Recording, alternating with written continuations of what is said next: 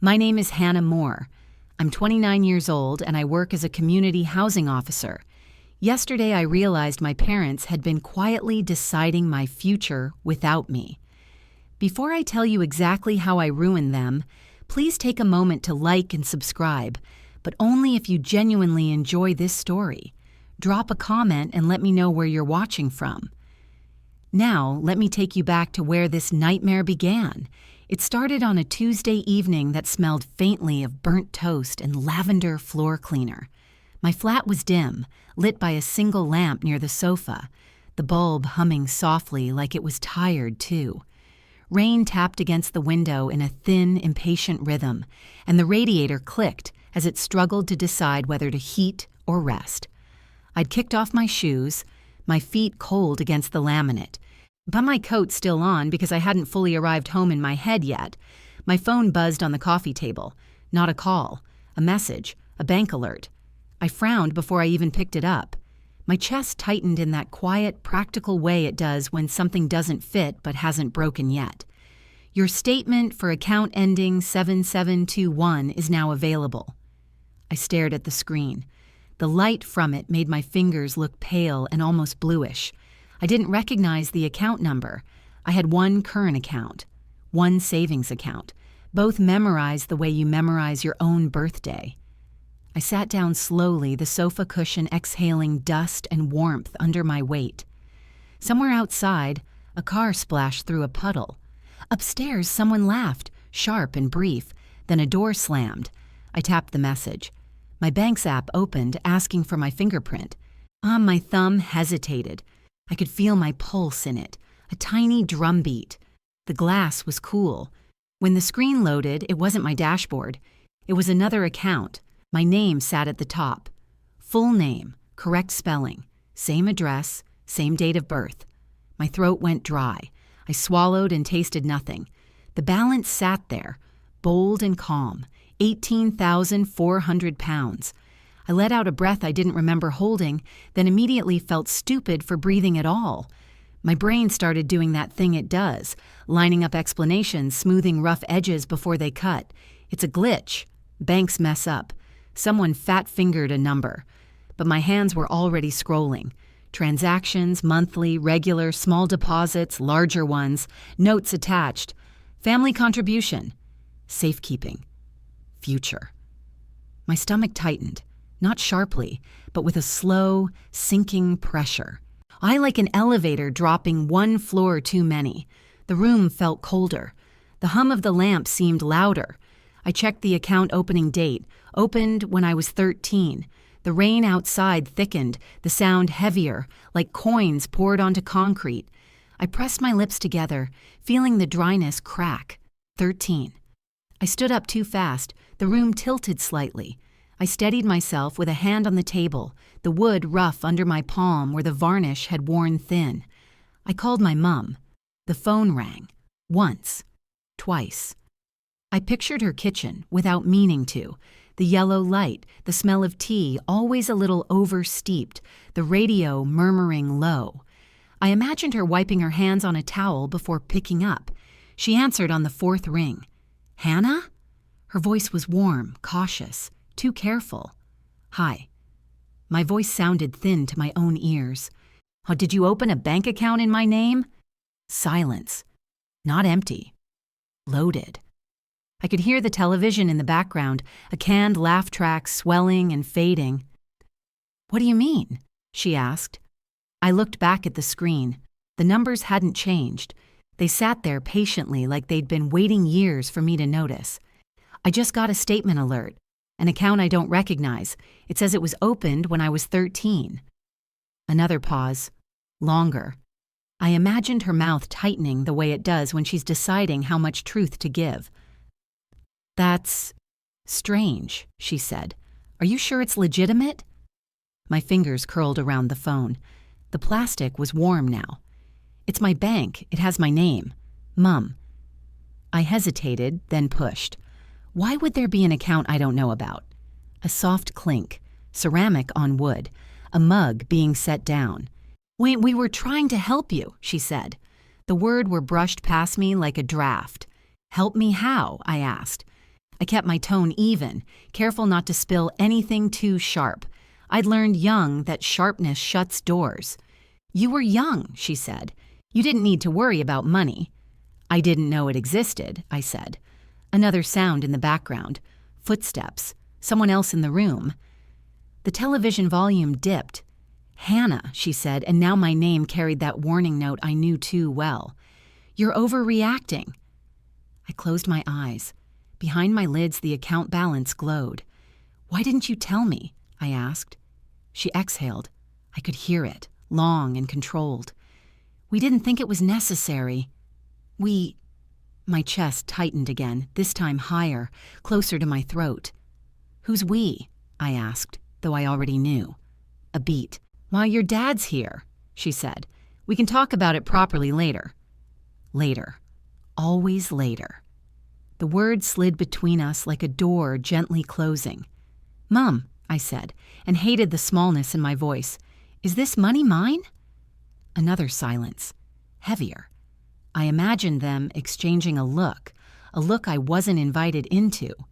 "It's for you," she said carefully. "For your future." "For my future," I repeated. The phrase tasted odd, like someone else's food. "Then why don't I have access?" "You do now," she said quickly. Too quickly. "See? It worked out." Something in her tone, light, almost relieved, made my stomach turn. "Did you ever take money out?" I asked. "No," she said, immediately. Too immediately.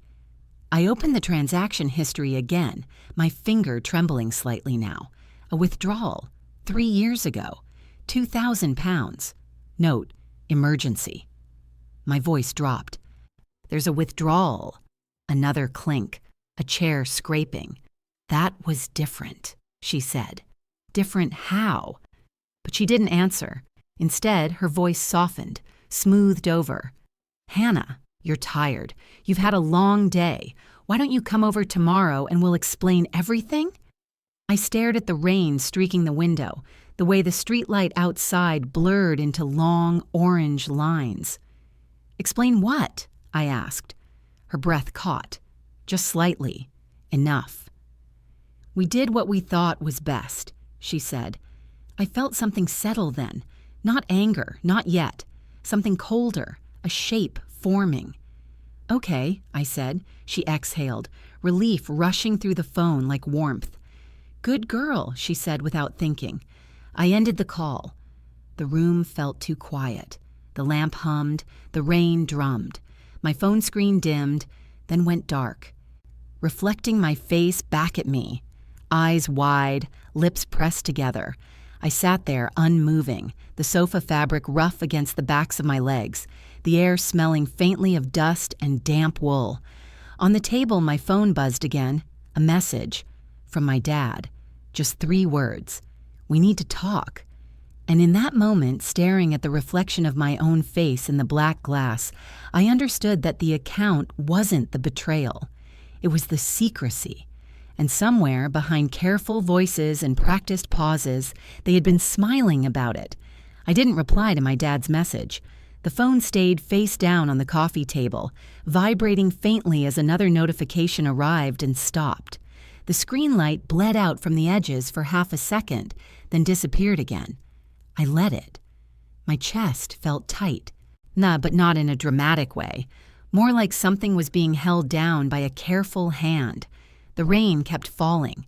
The radiator clicked itself into silence. Somewhere in the building, a lift groaned and then settled. I stood up and walked to the kitchen, every step deliberate. Like if I moved too fast, the room might accuse me of something. The tile was cold through my socks. I poured myself a glass of tap water and drank it standing there, staring at the wall where the previous tenant had left faint nail holes in a crooked line. The water tasted metallic. London water always does, but tonight it felt sharper, like it was scraping on the way down. "We need to talk."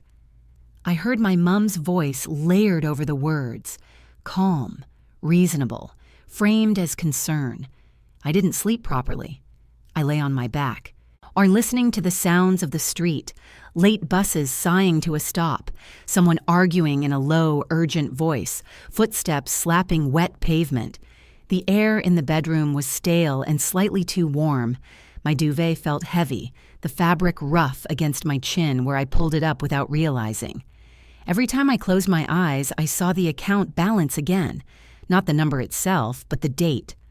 Opened when I was 13. 13 smelled like wet wool and cheap shampoo.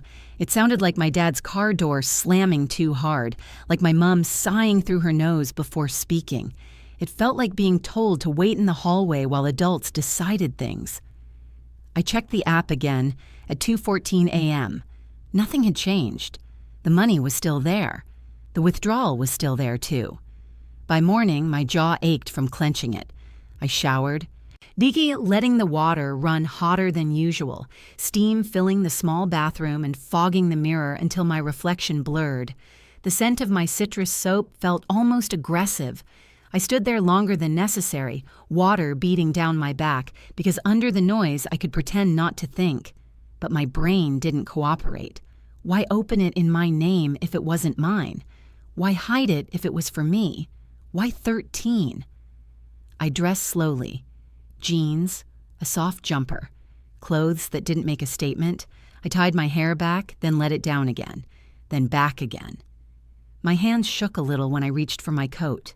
Their house was only a 20-minute bus ride away, but every stop felt like a small delay I hadn't asked for.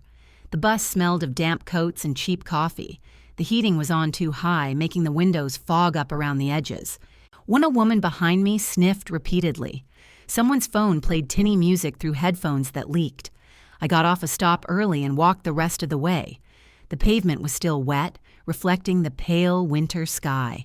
My boots made soft, hollow sounds. My breath puffed out in front of me, visible and brief. Their street looked the same as it always had. Semi-detached houses, neat hedges, cars parked too close together. The familiar smell of someone frying onions drifted from a nearby kitchen window. I stopped at their gate. The latch was cold under my fingers. The front door opened before I knocked. My mum stood there, cardigan buttoned wrong, hair brushed but frizzed at the edges like she'd done it in a hurry. The hallway light behind her cast her face in yellow. "There you are," she said, smiling too quickly. "Come in, love." "Now it's freezing." Her smile didn't reach her eyes.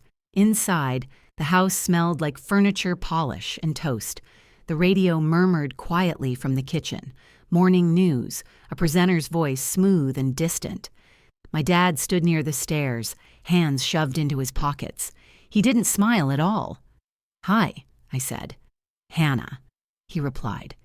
His voice was neutral, careful. My mum took my coat and hung it up, smoothing the fabric like she always did, like order might keep things in place. I followed them into the living room.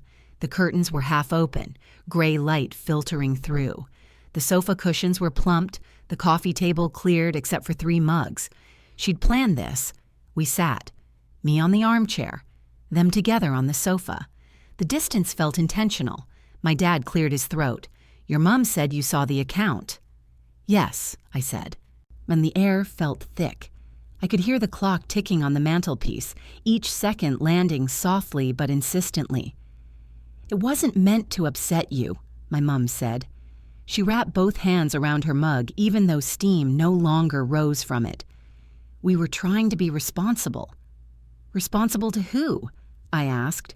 Her lips pressed together. My dad shifted, the leather sofa creaking under him. "We were young parents," he said. "We made choices." "For me," I said. He nodded. "For you." I leaned forward slightly. The armchair fabric scratched against my palms. Then why didn't I know? My mum inhaled, slow and deep. "Because you were sensitive," she said. "You always were. We didn't want to burden you." The word burden landed hard. "I was 13, I said quietly. "I wasn't fragile." She flinched. "Just a flicker." "I saw it, and you were going through a lot," she said. I waited. Neither of them spoke. The radio in the kitchen shifted to traffic updates.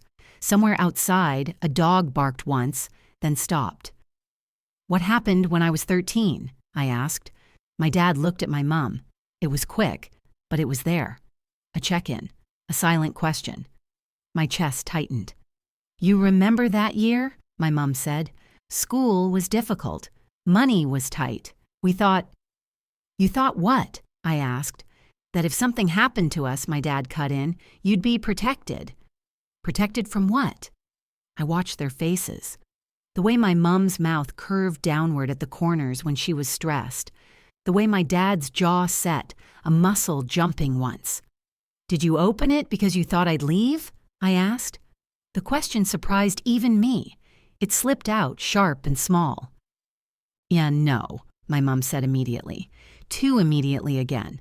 "Of course not." But my dad didn't speak. The silence stretched. The clock ticked. The smell of polish felt suddenly overwhelming, chemical and fake. "You took money out," I said. My mom's fingers tightened around her mug. "That was an emergency." "For who?" I asked. "For the family," she said. I nodded slowly. "So it wasn't just for me." "It was still your money," she insisted. "We were just holding on to it." Holding on to it. Like something that could slip away. "Why didn't you tell me when I turned 18? I asked. "Or 21? Or last year?" My dad finally looked at me properly then. His eyes were tired, not guilty, not ashamed, just tired. "Because once we told you," he said, "we couldn't control it anymore." There it was. The room seemed to tilt slightly, like a picture frame knocked just off level. I felt very still, like if I moved, I'd crack something. "Control what?" I asked. My mom laughed softly, a sound meant to soothe. "Your future," she said, like it was obvious. "We just wanted to make sure you didn't make mistakes." I thought of my job, the families I worked with, the forms I filled out, the decisions I made every day without asking permission. "I'm 29, I said. "We know," she replied. "That's why we thought now might be a good time to talk." A good time. Chosen by them. Again. My phone buzzed in my pocket. I didn't look at it. I didn't need to. I stood up. The movement made my head rush slightly. The room felt warmer than before. "I need to see the paperwork," I said. My parents froze. "What paperwork?" my mom asked. "The account opening forms," I said. "Saw anything you signed. Anything with my name on it." My dad's mouth opened, then closed again. He glanced toward the hallway, toward the small desk where my mom kept files neatly labeled in her careful handwriting. "We can find that," he said slowly. "Not we have that. We can find that." My stomach dropped. "Now," I said. They exchanged another look, and in that look, longer this time, heavier, I saw it clearly. There was more I didn't know. My mom stood up first. She moved too smoothly, like she'd already rehearsed this moment. The cardigan slipped off one shoulder and she tugged it back into place, fingers brushing the thin gold chain at her neck. I followed her with my eyes as she walked into the hallway. The carpet muffled her steps. My dad stayed seated, elbows on his knees, hands clasped, staring at the floor like it might give him instructions. The air felt stale, heavier than before. The clock kept ticking. I stood there, half between sitting and leaving, my body undecided. The armchair pressed into the backs of my thighs. I could smell dust and something faintly sweet, my mom's hand cream, lavender and almond, a scent that used to mean comfort. Now it made my stomach turn. "I'll grab the folder," she called from the hallway. Folder. My dad cleared his throat again. "You didn't need to come in like this," he said, "demanding things." I looked at him, really looked. The faint gray in his beard, the crease between his eyebrows that never fully relaxed. "I didn't come in like anything," I said. "I asked." He huffed a quiet breath through his nose. "You always had a way of making things sound accusatory." Accusatory. And the word felt old, familiar. "I'm not accusing," I said carefully. "I'm trying to understand." He didn't reply. Instead, he picked at a loose thread on his sleeve. The silence stretched, filled only by the radio's distant murmur and the ticking clock. My mum returned carrying a thin plastic folder, the kind you get from stationers for £1. Clear, slightly yellowed with age. Papers inside, edges uneven. She held it against her chest for a second before handing it to me. "Here," she said, "this is everything." Everything. The folder was warm from her hands. The plastic was scratched, cloudy. I took it and sat back down, the armchair creaking softly under me. My fingers trembled as I opened it. The smell of old paper drifted up, dry, dusty, faintly sour. Forms, statements, letters, my name, again and again. I flipped slowly, deliberately, and I didn't want to miss anything. My heart beat steadily, too steadily, like it was bracing itself. There it was, the account opening form, my name printed at the top, date of birth, address, and a signature. Not mine. I stared at it. The letters looped and slanted, careful but unfamiliar. My surname written the way my mum writes it, rounded, deliberate. My chest tightened. "You signed for me," I said. My mum nodded quickly. "You were a minor. It was allowed." "Did you tell them you were me?" I asked. She hesitated. "Just a fraction." "Long enough." "I was your parent," she said. "It's not the same thing."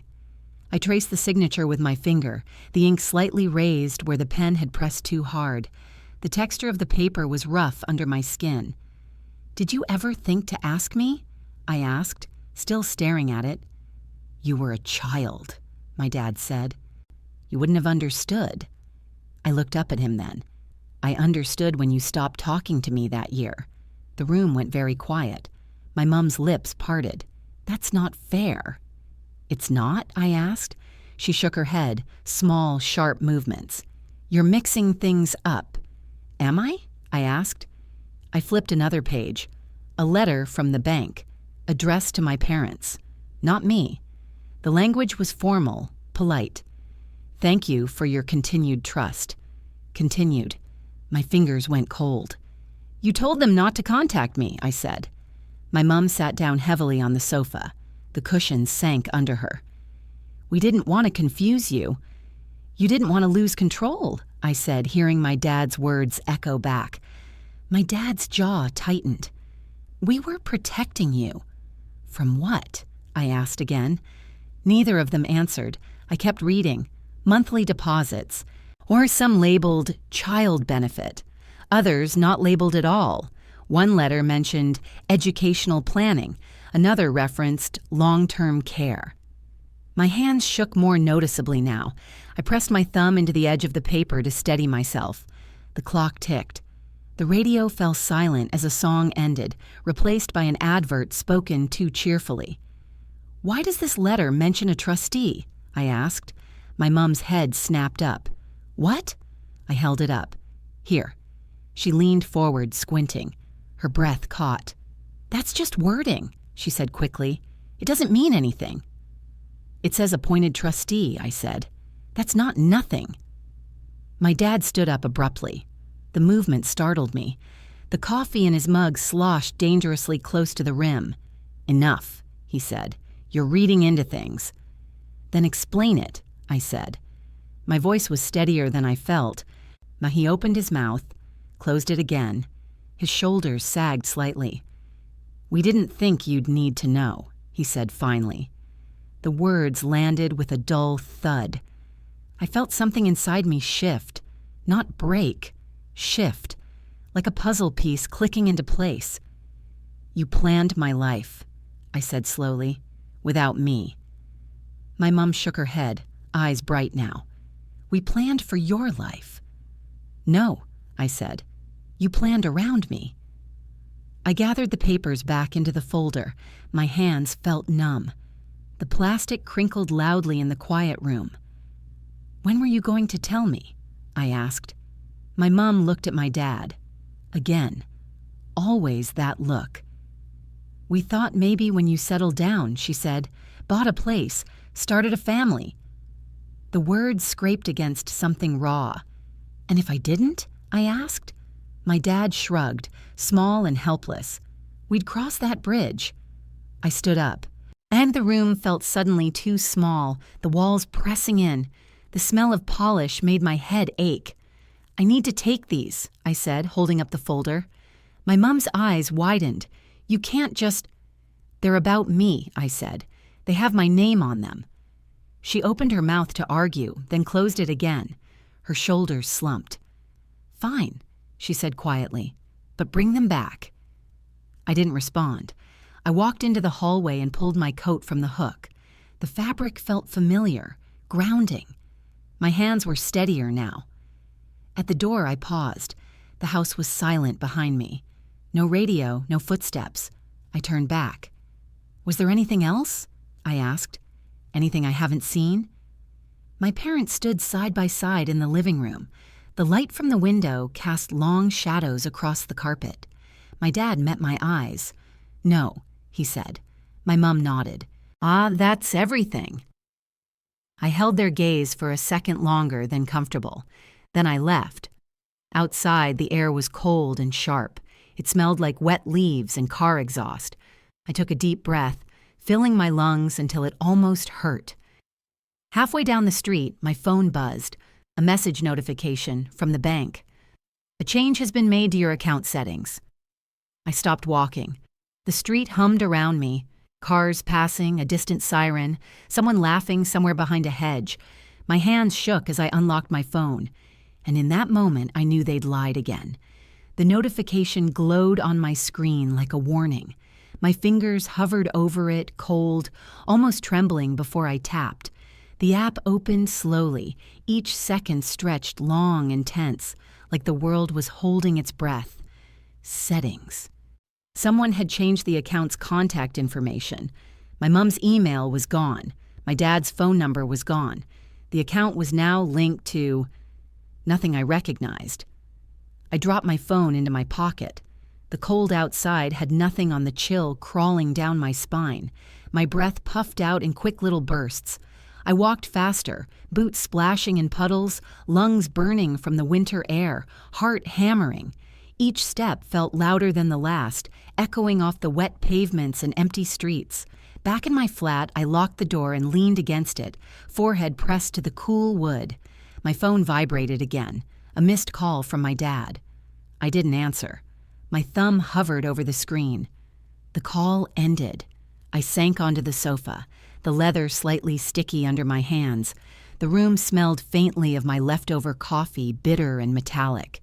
And I traced the fabric with my fingertips, trying to anchor myself, but I couldn't shake the unease that had settled like a shadow behind my ribs. My mind raced.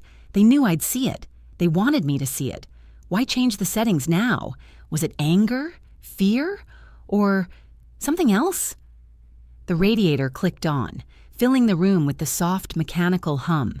The sound should have been comforting, but it only made the silence after it feel heavier. I pulled the folder from earlier onto my lap.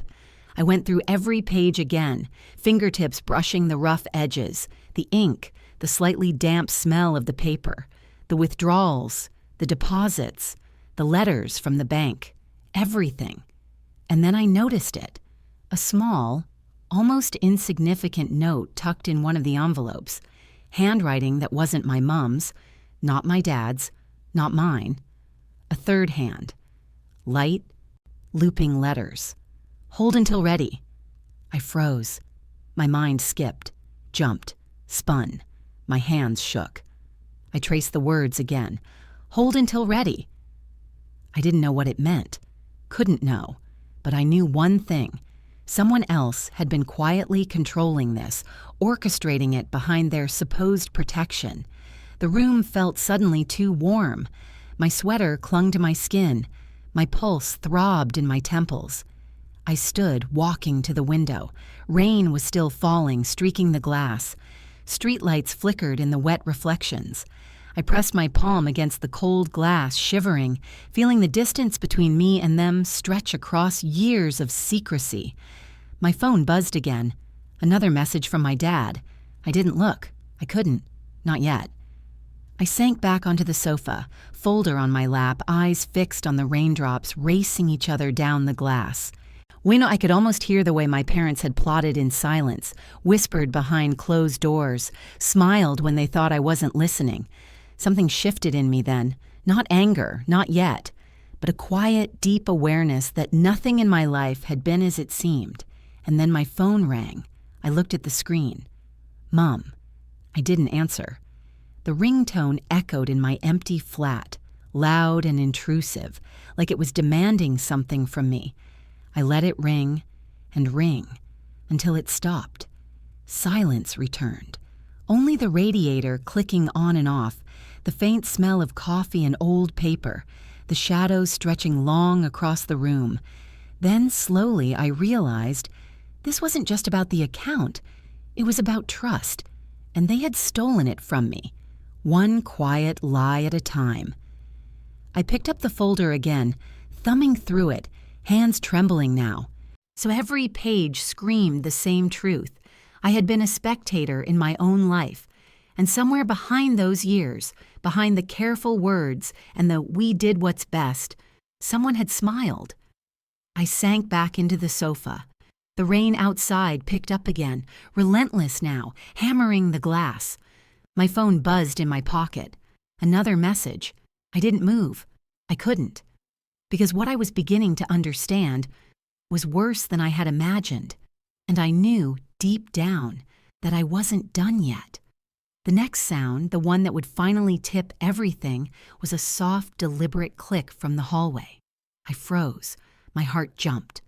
Footsteps. Slow. Measured. And then, the softest, most horrifying smile I've ever felt in a look met mine through the half-open door. I didn't move, and I realized with a sinking dread that the nightmare had only just begun. The hallway was dim, the single overhead bulb flickering once before settling into a weak glow. The carpet smelled faintly of mothballs and old cleaning fluid. My pulse pounded in my ears as I clutched the folder tighter to my chest. Every instinct screamed to run, but my feet were frozen to the spot, shoes sinking slightly into the threadbare carpet. The door creaked open a fraction wider. Their silhouettes filled the frame. My mom's eyes were sharp, alert, but her lips were curved in that quiet, controlled smile she always used when she thought she could calm a storm with posture alone. My dad leaned against the doorframe, hands in his pockets, jaw tight. He looked tired, but his eyes carried a flicker of anticipation. "You came back," my mom said softly, almost too softly, like she was testing me. I didn't answer. Twice I just let my eyes scan them, searching for the cracks in the facade I already knew existed. "Let's sit," my dad said. He stepped aside, motioning toward the living room.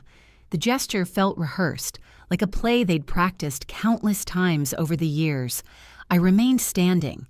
The folder was heavy against my chest, each page a reminder of secrets they had kept, decisions made without me, a life curated while I was supposed to trust blindly. "You need to understand," my mom said, taking a step forward. "We only did this to protect you." I let the words hang in the air, tasting them carefully before I spoke.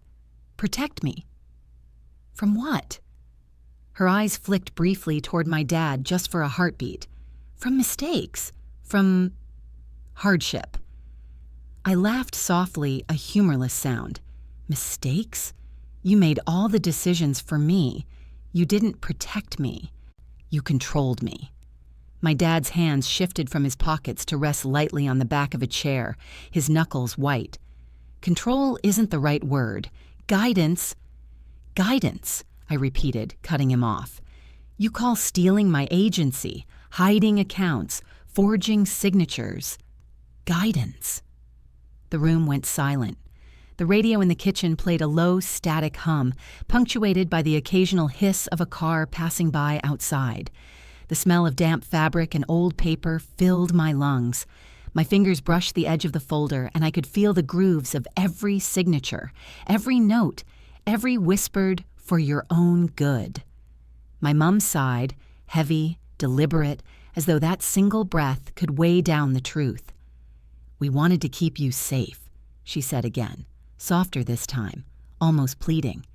"But I'm 29, I said. My voice shook slightly, not with fear, but with the weight of realization. "You don't get to decide what's safe for me anymore. And this," I held up the folder, "this isn't safety. This is control. And you lied to me every step of the way." Her eyes welled slightly, and I realized she was counting on tears to soften me.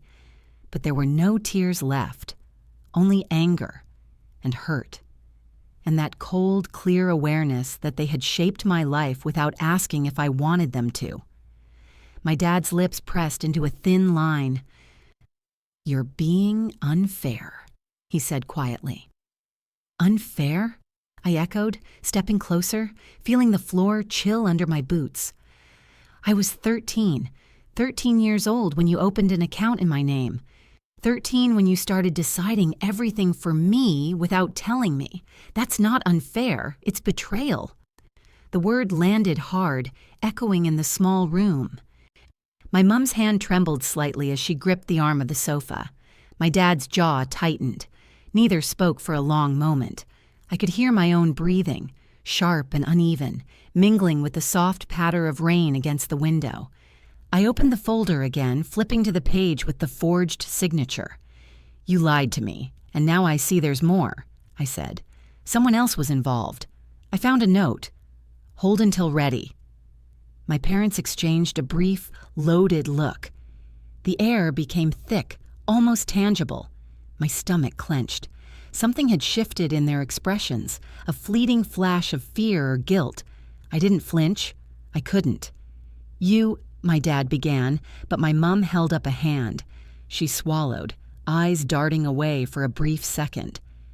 "It's complicated," she said. "You wouldn't understand." I laughed again bitterly. "Try me." She shook her head, or in a tight, deliberate movement. "Not yet. It's not the right time." "But it's always been your time," I said. "You've been deciding my life from behind closed doors, from that first day you opened that account. And now?" I gestured at the folder. "Now I'm supposed to trust that you're telling me everything?" My mom's lips trembled. My dad's posture stiffened. The hallway outside seemed darker, quieter, as if the walls themselves were holding their breath. I turned the folder in my hand slowly, the paper rustling softly, a sound that seemed deafening in the tense room. "I don't know who I am in your eyes anymore," I whispered. "I don't know what parts of my life are mine and what parts you've planned without me." My mom opened her mouth, then closed it. My dad's hands fidgeted at the back of the sofa, or the radio in the kitchen switched channels, playing a jingle that felt jarringly cheerful in contrast to the room. I swallowed, feeling the tight knot in my chest expand. "And now," I said, voice low, controlled, "you're watching me, waiting for me to react the way you planned." Neither of them spoke. Their silence was heavy, loaded. I could see the calculation behind their expressions, the careful weighing of words, the practiced calm, but it was fraying, just slightly, enough to reveal the panic underneath. I felt my own pulse slow, measured, as I stepped back toward the door. My hands gripped the folder, tense, knuckles white. I looked at them once more. The walls of the hallway seemed to shrink, pressing the air thick around us. I opened the door, letting the cold air hit my face, rain immediately soaking the hem of my coat. I didn't speak. My footsteps echoed down the hallway, each one deliberate, carrying the weight of what I'd just uncovered. Then, from behind me, I heard the softest sound of all, my mom's voice. "Hannah." I didn't turn. The rain fell harder. The street glistened, slick and reflective. The folder pressed to my chest felt heavier than ever, and I realized, fully, that this was no longer just about a bank account. It was about everything they had taken from me, and the truth I still didn't have. Because behind that carefully constructed facade, behind their rehearsed explanations and false smiles, there was a secret I hadn't uncovered yet. Something worse than betrayal. And it was waiting. The rain had stopped by the time I reached my flat, leaving the air thick and sharp, smelling of wet asphalt and cold metal. My boots left shallow prints on the pavement, each step echoing the uneasy rhythm of my heartbeat. I clutched the folder to my chest like a shield, my fingers pressing into the rough plastic cover until they hurt. Inside, my flat smelled faintly of leftover tea and the damp fabric of yesterday's laundry. I closed the door behind me, the lock clicking like a final punctuation. I dropped the folder onto the coffee table, letting it slide across the surface with a soft scrape. Then I sat down on the sofa, knees pulled to my chest, my chin resting on them. The folder lay open, papers spread out like a confession I hadn't asked for. I kept staring at the signature, my mom's handwriting, curled and neat, pretending to be me. And the note, "Hold until ready." My mind wouldn't stop racing. Every calm explanation I'd been given today, every soft-spoken, "we did this to protect you," now sounded hollow. Each word felt rehearsed, a careful performance to manipulate me into forgiveness. I leaned back, running my fingers through my hair. The room was silent except for the faint ticking of the clock on the mantelpiece, but it felt oppressive, almost accusing. I could feel the tension in my shoulders, the tight ache in my chest. I'd been holding so much in for so long, pretending they were just being cautious parents. And now I realized it was deliberate. Every omission, every withheld detail, every careful lie. They had been shaping my life without me. I opened the folder again, flipping slowly, tracing each line of the documents, the withdrawals, the letters, the trustee notes, and then another discovery. Small, almost imperceptible, but enough to make my blood run cold. The original bank account application had been signed not only by my mom, but also had initials in the corner I didn't recognize. I frowned, leaning closer. The initials were faint, like they had been added later, with a lighter hand. Someone else had touched this. Someone else had been involved, quietly, behind my parents' facade of protection. I sank further into the sofa, pressing my palms into my eyes. My body shook slightly. Not with tears, not yet, but with the realization of how deeply I had been controlled, and I had trusted them. The sound of my phone vibrating made me jump. I grabbed it, heart hammering. Another message from my dad. "We need to see you. It's urgent." I stared at it. Urgent. The word hung in the air like a threat. My stomach churned. And I hadn't given them permission to come back into my life like this, to demand explanations, to force me into their careful timeline of revelation. I didn't respond. I didn't even unlock the phone. I set it down beside me, the vibration pressing against the wood like a pulse I didn't recognize. I pulled the folder close again. The papers rustled under my fingers. I could feel the weight of years, every hidden deposit, every forged signature, every whispered, "for your own good." My chest felt tight, almost as though it were physically constricted by their decisions. I closed my eyes.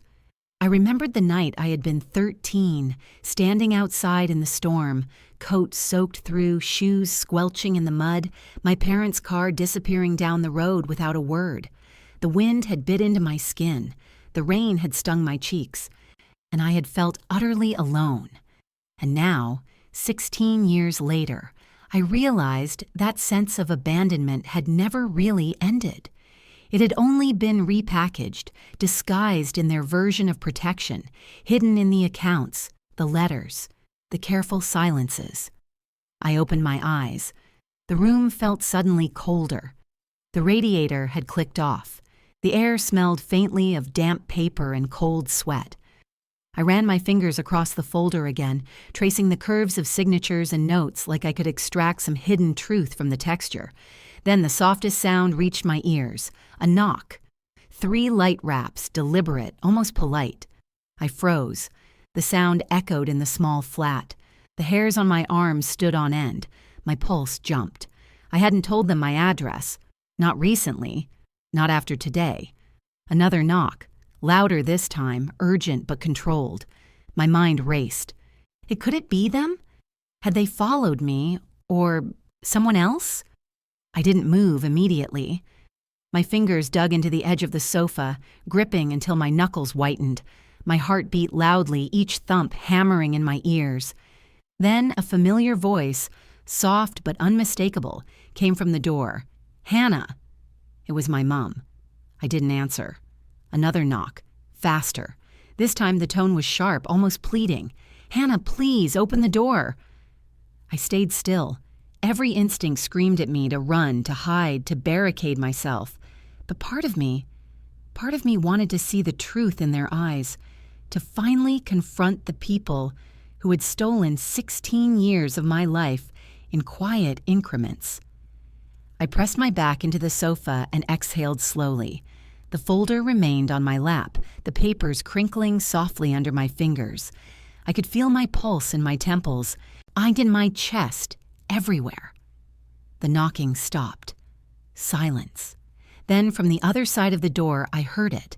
A soft, almost imperceptible sound of movement, footsteps pacing, a sigh, and then the faintest whisper, so low I barely caught it. We never imagined she'd see it so soon. My stomach dropped. Someone had been watching all along, and now they were here. I realized fully that nothing in this story had been accidental, and the truth waiting outside that door was far worse than I had imagined. The flat felt smaller than ever. The walls seemed to lean in, pressing against me with the weight of years I hadn't realized had been stacked on top of me. My phone lay face down on the coffee table, silent, but I could feel it vibrating in my imagination, the endless reminders of messages I didn't want to read. Outside, the soft drizzle had returned, making the street glisten under the weak glow of the lamplight. Each drop tapped against the window pane like tiny fingers, drumming out a warning I didn't want to hear. I stayed on the sofa, folder in my lap, tracing the edges of the pages with trembling fingers. The ink of the forged signature felt raised against my skin, almost mocking me. I could hear movement now, soft, deliberate, measured, not frantic, not panicked, controlled. Someone walking outside my door. My heart pounded. My palms were slick with sweat. I wanted to run, but I also wanted to see, to know who had orchestrated all of this behind my back. Then the knocking came again. 3 slow, deliberate raps. I didn't respond. I could feel the vibration through the floorboards. The sound seemed to echo endlessly in the small flat, each echo reinforcing the tension. My stomach twisted. I could smell the damp coat of whoever was outside, the faint scent of their perfume, a warm note of familiarity that made my stomach sink. "Hannah," my mom's voice whispered through the door, soft, controlled, too controlled. "Please, we need to talk, just for a moment." I pressed my back into the sofa, the folder pressing against my thighs. My fingers dug into the paper, trying to anchor myself. My mind raced. If I open the door, what am I letting in? If I don't, what am I missing? Another knock, harder this time. The wood of the door vibrated slightly under the impact. Then a pause. Silence. My chest tightened. My pulse thrummed in my ears. I thought of the note again. "Hold until ready." The words had haunted me since I found them. Who had written them? And why? And the realization settled like a stone in my stomach. This had never been just about my parents. There was someone else, someone orchestrating everything, someone who had manipulated even them. I stood slowly, the sofa creaking beneath me. I could feel the rough carpet under my feet, cold and abrasive. I approached the door, each step measured, heart hammering. My hand hovered over the handle. My breath came shallow, fast. I could hear the faint sound of footsteps retreating, then approaching again. A shadow moved just outside the peephole, too tall for my mom, too deliberate for my dad. My stomach dropped. I yanked the door open. No one was there, just the rain, slick pavement, and the faint scent of damp leaves. My breath caught.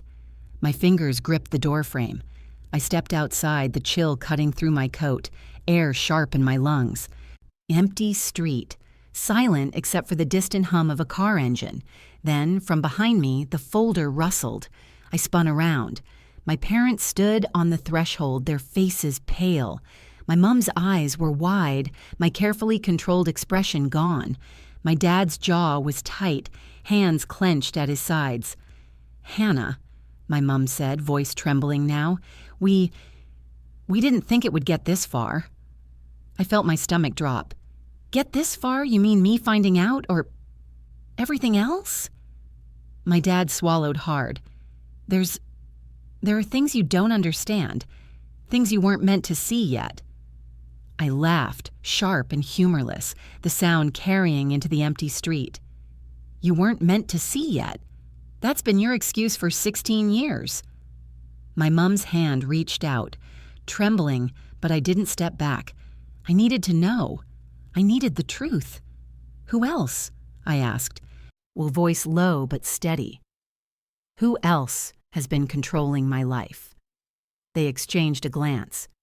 That same look, the one I had seen countless times growing up, that look that said we've been hiding something from you for years, and now it's too late to fix it gracefully. "You need to listen," my dad said finally, voice tight, almost pleading. "Not everything has been about hiding money or accounts. There's more. You weren't supposed to know yet." I felt my knees weaken slightly.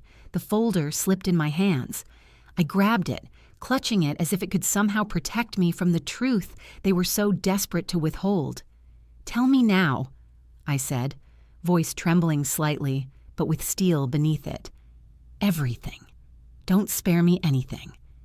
My mom shook her head. Tears welled in her eyes. "You're not ready. Not yet." I felt a surge of anger, deep and raw, rising like wildfire. "Not ready? I'm 29. I deserve to know what my life has been. Every decision, every hidden choice. Stop protecting me from the truth." My dad's hands twitched. "It's not that simple."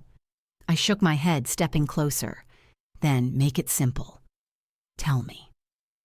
Silence. The street seemed to hold its breath. Even the rain had stopped again. My parents' eyes flicked to each other, then back at me. The tension was unbearable, almost tangible, like the air itself was pressing down. Then my mom's lips trembled, and for the first time in 16 years, I saw fear in her eyes. Not just anxiety or guilt, fear. And in that moment, I realized whatever secrets they'd kept from me, they weren't just theirs. There was someone else, someone who had been quietly orchestrating my life from the shadows. And they were still out there, watching, waiting, for me to make the next move. The rain started again without warning, not heavy, just enough to darken the pavement and make the streetlights smear into long, trembling reflections. The cold crept through the soles of my boots, up my legs, settling deep in my bones. I stood there in the doorway, folder clutched to my chest, my parents framed by the warm yellow light behind them, like a picture I no longer recognized. My mom was shaking, not dramatically, just a subtle tremor in her hands, like her body was leaking fear faster than she could contain it. My dad looked older than I'd ever seen him, his shoulders rounded inward, as if he were trying to make himself smaller. "Come inside," my mom said softly. "Please, people will see." I laughed under my breath. The sound came out brittle. "When you've been deciding what people see my whole life." She flinched. I stepped back inside, not because I wanted comfort, but because I wanted answers, and I knew they wouldn't give them to me out here where the truth might echo too loudly. I closed the door slowly. The lock clicked. Final. The sound seemed to slice the room in half. The hallway smelled like damp coats and old carpet glue. The light buzzed faintly overhead. We didn't sit down. That felt important. My mom hugged herself, cardigan pulled tight.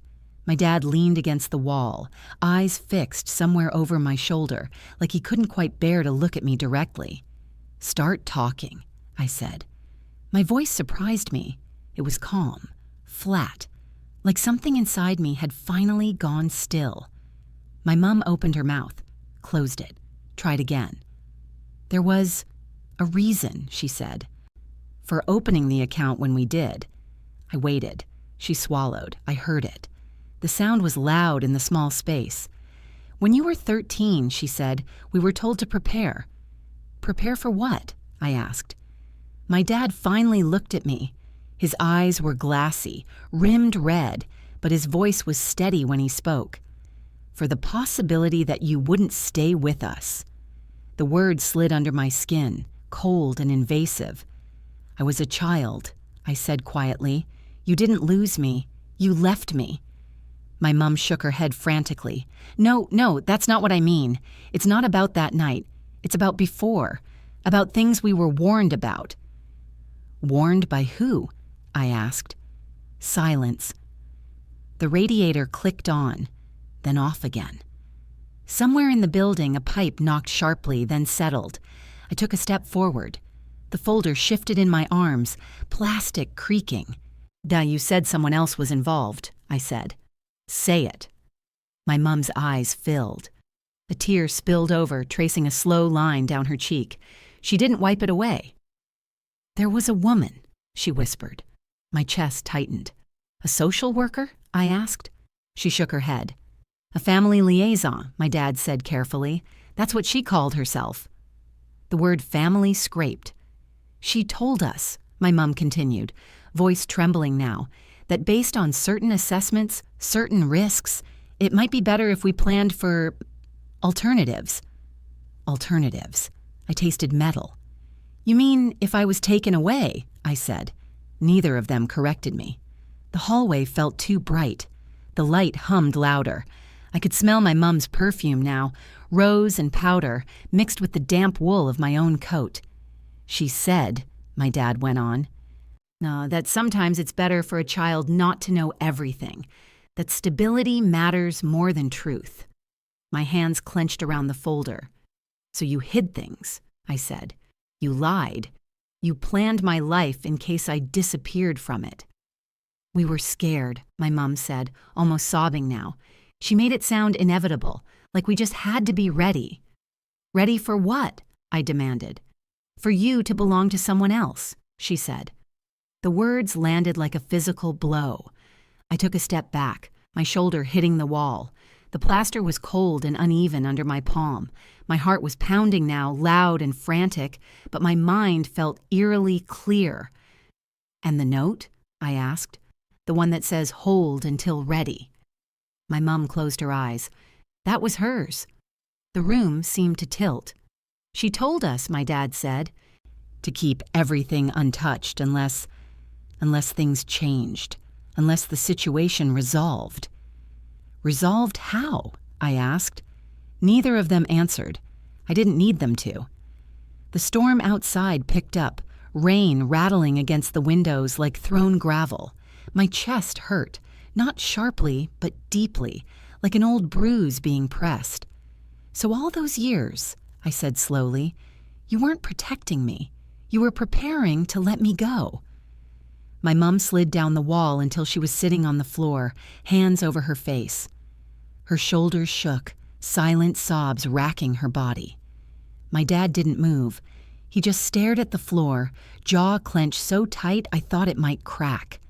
I looked at them, really looked, and something final settled inside me. They hadn't just betrayed me. They had already mourned me while I was still alive. I turned and walked into the living room, my movements slow, deliberate. I set the folder down on the table. The paper slid out slightly, edges curling. I'm keeping these, I said. My dad nodded faintly. We know. I picked up my phone from the sofa. The screen lit up. One new message, unknown number. My stomach dropped. I opened it. You weren't supposed to find out like this. The room went very quiet. Behind me, my parents were crying, but all I could hear was my own breathing and the unmistakable certainty that whoever had been shaping my life from the shadows hadn't finished yet.